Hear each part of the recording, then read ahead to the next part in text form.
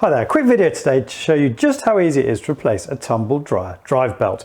In this case on my Hotpoint Aquarius, which went at exactly the wrong time just before Christmas. And here's me at the time explaining more. You can hear it, but it's just not rotating.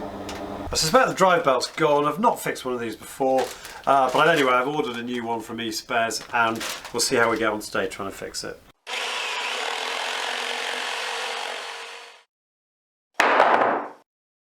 I put a removable panel in at the back of the cupboard for easy access to the ducting from the machine. This makes removal of the ducting easy once the zip tie fixing it in place has been removed, and means I can keep the flexi pipe to a minimum, although I'll be doing a bit of an upgrade to the ducting in a video sometime soon. Now, if you've got a vented rather than a condenser tumble dryer like I have, you want to keep your ducting as short as possible to maximise the efficiency of the tumble dryer, but also because you can see here in just this short run just how much fluff got caught inside the pipe. The other mistake I made, which is the reason for the later upgrade I'll be doing, is that I put metal ducting rather than PVC in the wall itself, which is much harder to clean, less efficient and attracts so much more fluff than a PVC pipe would. There'll be a bit more chat about ducting at the end of the video, plus a long overdue replacement of the external vent. So with the tumble dryer safely disconnected and removed from the cupboard, I could crack on with the repair. Right, there are meant to be 2 screws at the back, but we're completely missing one here because whoever's put this together hasn't bothered to screw that one in because the top wasn't put on properly, so there's a gap. But with that screw removed, I could remove the lid. And we immediately see that the drive belt is missing. You then have to remove the kick strip at the bottom to access the 2 screws attaching the side panel.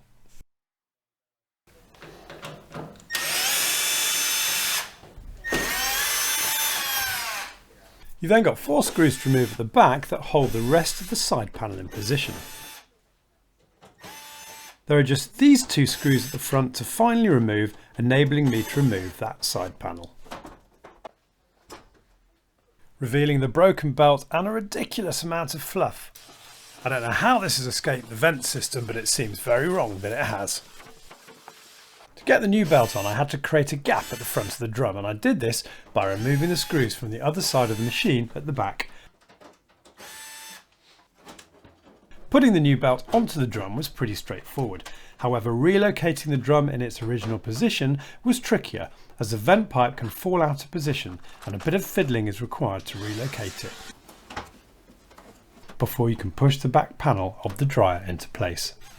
I then had to reattach the screws I just removed to give the dryer a bit of rigidity before refitting the belt to the motor spindle. Stretching the belt over the motor spindle was perhaps the trickiest part of the job. I'm using a flat-headed screwdriver here. You don't feel the belt will stretch far enough, but with a bit of practice you can get the angle right to stretch it over the spindle. What wasn't ideal is that the screwdriver had some paint on it that transferred over onto the spindle. A few turns of the drum enabled me to get the belt centrally seated on the spindle. I thought at this point I'd just plug the dryer back in to check it was operating correctly, being careful obviously to keep a safe distance from any live connections. And there was another reason for doing this, based on something I learnt from an eSpares repair video. If your old belt looks like it's burnt through at the brake, as indeed mine does, this could be because the motor jammed and burnt through the belt. This can mean you need a new capacitor, particularly if the machine is slow to start. You can test the capacitor with an ohm meter, but I don't have one, and luckily the machine is starting up immediately and isn't showing any signs of stuttering or shutting off, so I decided not to replace the capacitor for the time being. And then it was just a case of putting everything back together.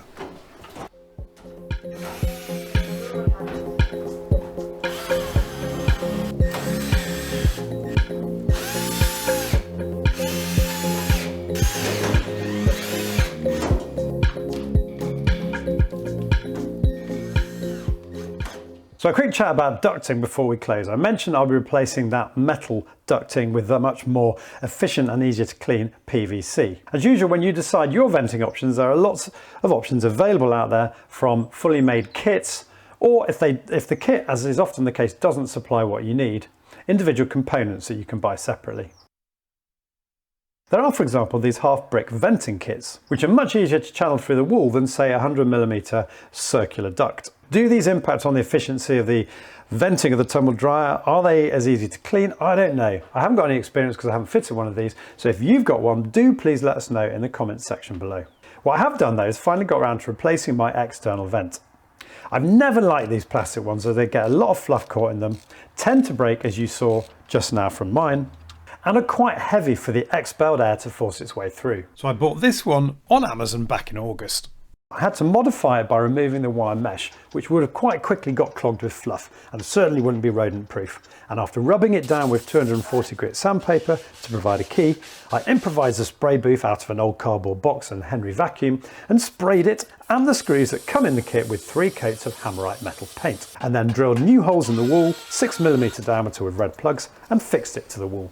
Also comes with this rubber grommet, which I probably will ditch at some point and sort of mess around with the aesthetics, but I'm going to put it on for now.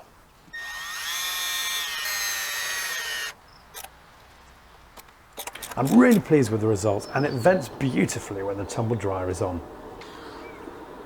So that's it for today. If you're a subscriber to my channel, apologies for my extended absence over Christmas. It's been a bit of a manic time digging trenches for EV cables and also constructing a pergola roof. So I've got lots of videos in the pipeline to launch over the next few months. If, however, you're new to my channel, it would mean so much to me to have you subscribe. You can do that by clicking on the link here, and don't forget to click the bell notification icon so you get notified of all my future uploads. See you soon.